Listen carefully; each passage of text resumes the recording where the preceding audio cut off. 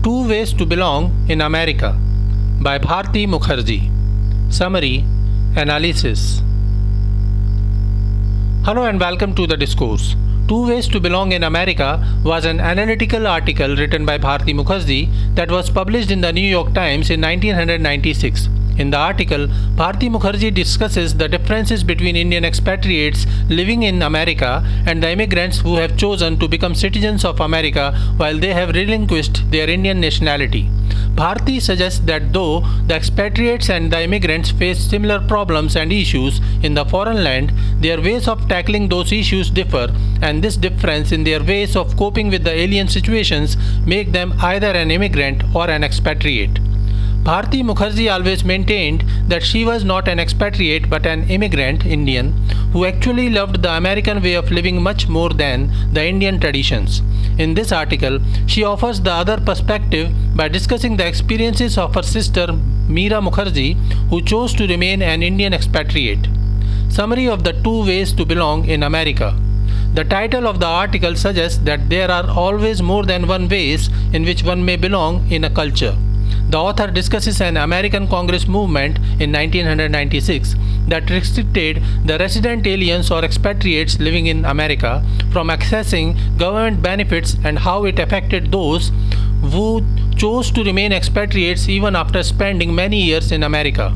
She discusses her own experiences and those of her sister Mira, who is working in America for more than 36 years, yet claims that she is an Indian expatriate and hopes to return to India someday in the future after she retires. The author begins by explaining the similarities between the two sisters and informs that she, along with her sister Mira, went to America for education in the 1960s. In India, they both shared almost identical views on socio-political and cultural issues. They both left India with a decision to return home, India, for marriage after pursuing education in the US. However, both continued to live in America for more than they expected. In 1962, Mira married an Indian student in America and they applied for a labor certificate, which is necessary for a green card. Mira continues to live in the US for more than 36 years as a legal immigrant with Indian citizenship. Since her husband too was an Indian and both had the wish to return to their homeland someday, Mira never thought of taking full citizenship of America and always maintained herself as an Indian expatriate. Mira lived in Detroit City and works in Southfield, Michigan school system. She is dedicated to her work and won national recognition for her contributions in the fields of preschool education and parent-teacher relationships. Yet, after all this success in America, she maintained her Indian nationality and hopes to return to India after she retires. Mira loves Indian culture, Indian cuisines, Indian dresses, and Indian values. She never succeeded in accepting American pop culture. Bharati, on the other hand, chose to marry her fellow student who was an American in 1963. By marrying him, Bharati got rid of the requirement to apply for the labor certificate, and since her husband was an American who had little or no emotional attachment with India, he never thought of settling in India, and thus Bharati too never thought of returning to India.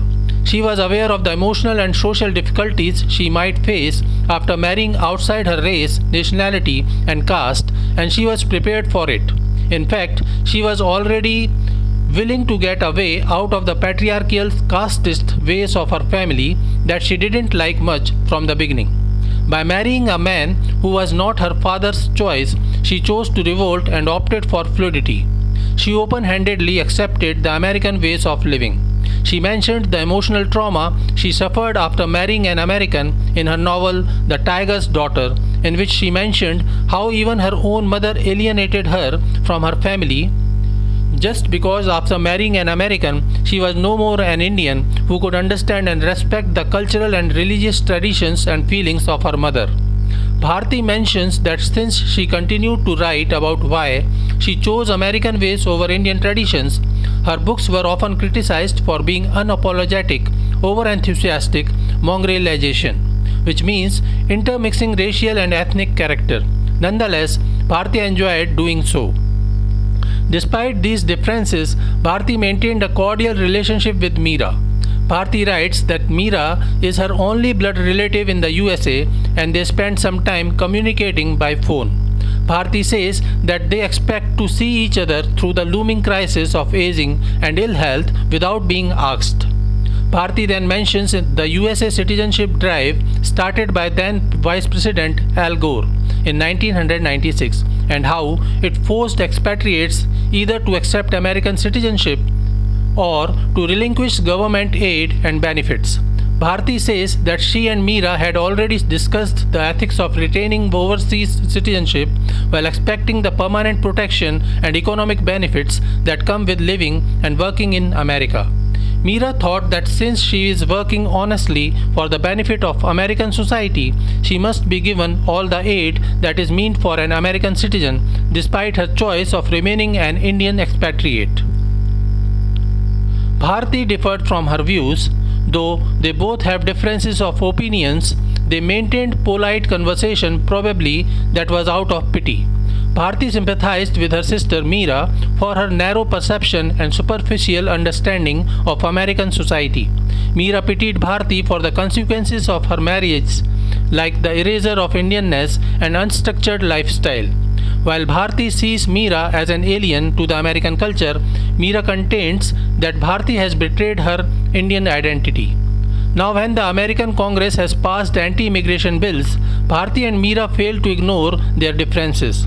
While Bharati has already accepted American citizenship and has completely forgotten her Indianness, Mira is still not ready to give up her emotional attachment to her home country. Mira was upset about the implementation of the new immigration policy forced upon the old settlers. She complains that in the name of illegal immigrants, the American government is targeting legal expatriates too. She felt that she was manipulated and discarded by the American government.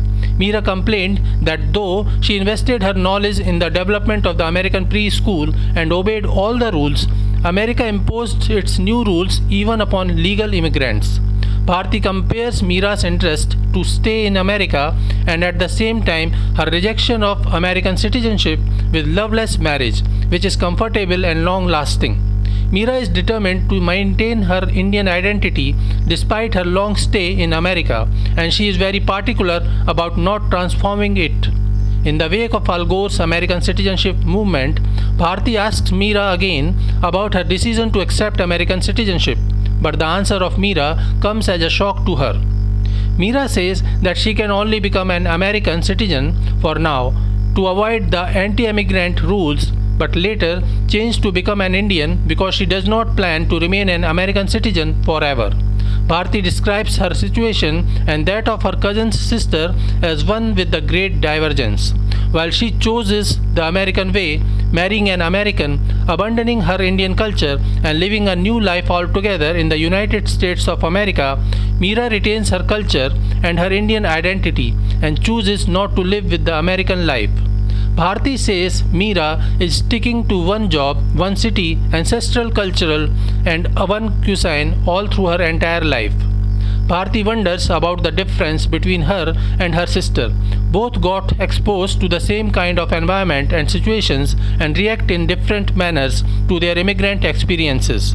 One is ready to accept the new culture, to move from the expatriate aristocrat to immigrant nobody willingly, whereas the other one sticks with the old. Mira, like the larger number of immigrant communities across the globe, attached to her home country. However, there are some considerable differences exist between Mira and those hard-working, silence-documented immigrants due to her English fluency, anger, and confidence. Bharati then remembers her experiences in Canada. Bharati too had undergone betrayal by the Canadian government some 20 years ago.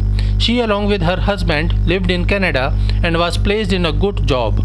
Despite her superior position in merit and job, she was discriminated against by the local Canadian society. The feeling of betrayal drove many immigrants out of the country. Despite their disappointment with the settled society, Bharati feels to be like a part of the community wherever she lives, either in Canada or in America. Bharati concludes the article by suggesting that the difference between her and Mira is because of the fact that Bharati was willing to face the trauma of self-transformation to become a part of the chosen country. This trauma is experienced by the immigrants, whereas the expatriates escape from this. So this is it for today. We will continue to discuss the history of Indian English literature. Please stay connected with the discourse. Thanks and regards.